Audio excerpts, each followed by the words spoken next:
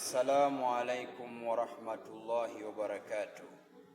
Ndugu yangu mtazamaji, kwa mara hii nakupa kilipo moja ambayo itakayokusaidia.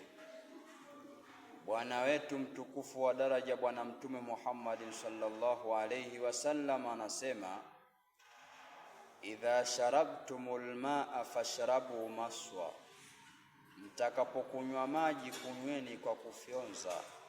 Wala tashrabu abba, wala msinywe kwa nguvu. Fa inna, ani kula kwa nguvu, kunywa kwa nguvu, kwa haraka. Fa inna la abba yurithul kubada, hakika kunywa maji kwa nguvu kwa haraka kunarithisha ugonjwa wa ini.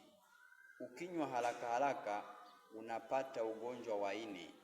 Mtume katuambia kwamba tukinywa maji uiname, yani adabu vizuri kabisa. Ukinywa maji uiname, utumie kukaa, uchuchumae, sio kuinama, uchuchumae, usitumie kusimama. Kwamba ukisimama yale maji yale unapokunywa basi kuna sehemu yanaathiri.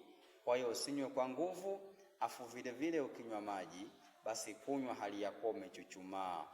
Ukinywa kwa nguvu, kunywa kwa nguvu kunarithisha ugonjwa wa ini, ugonjwa ambao ni hatari sana huu. Kama ukikupata huenda usipate dawa, yani ni mara chache sana ambao wanapata dawa yenye magonjwa kama haya. Kunywa kwa kufyonza ndiyo Mtume katufundisha hivyo. Wabillahi tawfiki, wassalamu alaikum warahmatullahi wabarakatuh.